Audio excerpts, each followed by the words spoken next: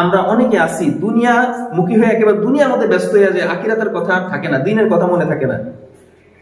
কিছু মানুষ আছে ইবাদত গুজার, মুত্তাকি পরে যায়, কিন্তু টাকা পয়সা হওয়ার পরে, ধন দৌলত হওয়ার পরে ওইটার মধ্যে এত ব্যস্ত হয়ে যায়। একটা হাদিস আছে, আল্লাহ রাসূল এক সাহাবী ছিলেন, গরিব ছিলেন, তিনি আল্লাহ রাসূলের কাছে এসে বলছেন, ইয়া রাসূলুল্লাহ, আপনি দোয়া করেন আমাকে যখন আল্লাহ বেশি বেশি ধন সম্পদ দান করে। আল্লাহ রাসূল কিছু বলেন না, চুপ করেছিলেন। আবার বললেন, ইয়া রাসূলুল্লাহ, আমার জন্য একটু দোয়া করেন, আল্লাহ যেন আমাকে ধনী বানিয়ে দেয়। এবারও আল্লাহ রাসূল চুপ করে রইলেন। তৃতীয়বার মানে সে ধনী হওয়ার দোয়া আল্লাহ রাসূলের মুখ থেকে আদায় করেই ছাড়বে, কারণ আল্লাহ রাসূলের মুখ থেকে একবার বের হয়ে গেলে এইটা আর কবুল না হয়ে থাকে না। তো তৃতীয়বার যখন বললো, তখন আল্লাহ রাসূল হয়তো একটু বিরক্তির ভঙ্গি নিয়ে বলছিলেন যে আল্লাহ আপনি তাকে ধনী বানায় দেন। আসলেই আল্লাহ রাব্বুল আলামিন তাকে ধীরে ধীরে ক্রমান্বয়ে ধনী করতে করতে করতে করতে তার একটা ছাগলের গোয়াল ছিল, ছাগলের পাল ছিল, এটা বড় হইতে হইতে, সন্তান হইতে হইতে ছাগলের এত বড় হয়েছে, প্রথম সে 5 ওয়াক্ত নামাজ জামাতের সাথে পড়তো, এরপরে ওই ছাগল চড়াইতে গিয়ে সময় পায় না, এরপরে ফজরের নামাজ, জোহরের নামাজ আস্তে আস্তে ত্যাগ করলো, সে বিলের মধ্যে জোহর নামাজ পড়ে, এরপরে একটু আগ্রহের সাথে সে আসর নামাজ জামাতের সাথে পড়তো। আরো যখন ছাগলের পরিমাণ বেড়ে গেল, তখন সে আসরের নামাজও মাঠে পড়া শুরু করলো, জামাত তরক করলো। আবার যখন ছাগলের পরিমাণ আরো বেড়ে গেল, তখন সে মাগরিব ঈশা এভাবে 5 ওয়াক্ত নামাজই সে বিলে পড়া শুরু করলো, মাঠে পড়া শুরু করলো, এরপরে সর্বশেষ সে নামাজ তরক করে ফেললো।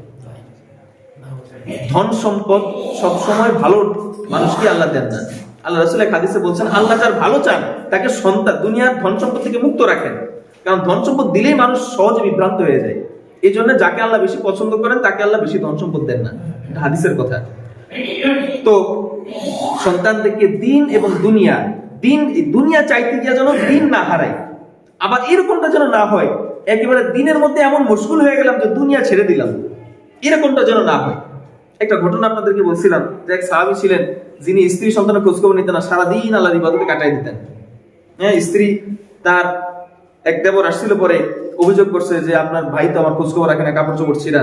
হ্যাঁ, এইটা হলো দুনিয়া। দুনিয়া ছেড়ে দিয়ে কিন্তু আখিরাত পাওয়া যায় না। একদিন 3 জন সাহাবীর একটা দল আল্লাহ রাসূলের স্ত্রীদের কাছে গেছেন আল্লাহ রাসূলের আমল সম্পর্কে জানতে, যে রাসূল রাত্রে কেমন নেক আমল করেন।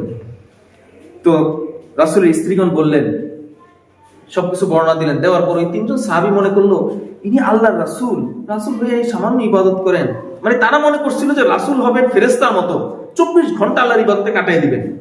তো তারা গিয়ে যখন শুনলেন যে রাসূল রাত্রে 8 রাকাত নামাজ পড়েন, বা কখনো কোনো ছেড়েও দেন, তাহাজ্জুদ নামাজ আবার আদায় করেন, আবার কখনো কোনো নামাজ পড়তে পড়তে পা ফুলাই ফেলেন, তো তারা এটা তাদের কাছে মনে হচ্ছে যে আল্লাহ রাসূল হিসেবে এটা কম ইবাদত।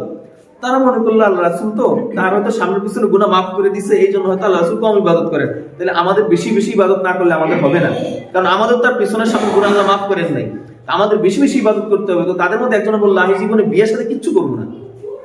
আরেকজনে বলল, আমি সারা রাত্রে আর ঘুমাবো না, সারা রাত ইবাদতে কাটাই দিব যতদিন বাঁচি।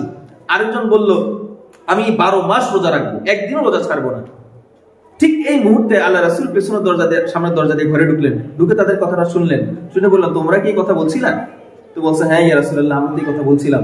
তো রাসূলুল্লাহ সাল্লাল্লাহু আলাইহি ওয়াসাল্লাম বললেন, তোমরা আল্লাহকে যত ভালোবাসো, তোমরা আল্লাহকে যতটুকু ভয় করো, তোমাদের মধ্যে যতটুকু তাকওয়া আছে, আমার তার চাইতে অনেক গুণ বেশি তাকওয়া আছে, আমি অনেক গুণ বেশি আল্লাহকে ভয় করি।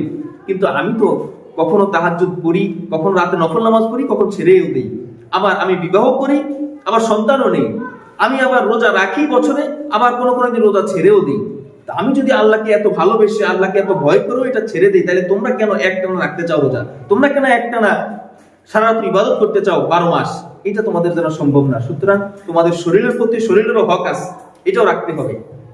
তো এরকম যেন না হয় যে দিন পালন করতে গিয়ে একেবারে দুনিয়া ছেড়ে দিলাম, স্ত্রী সন্তান পুত্র পরিবার পরিজন তারা কোথায় গেল না গেল এটা হিসাব রাখলাম না, এটা এরকমটা যেন না হয়। তো সন্তানকে এটা শিক্ষা দিতে হবে যে আর দুনিয়া মাজরাতুল আখিরা, দুনিয়াটা হলো আখিরাতের ক্ষেত। দুনিয়াটা আখিরাতের কি ক্ষেত। আপনি যদি আপনার ক্ষেত না থাকে, আপনি চাষবাস করতে পারবেন? চাষবাস না করলে খাইতে পারবেন?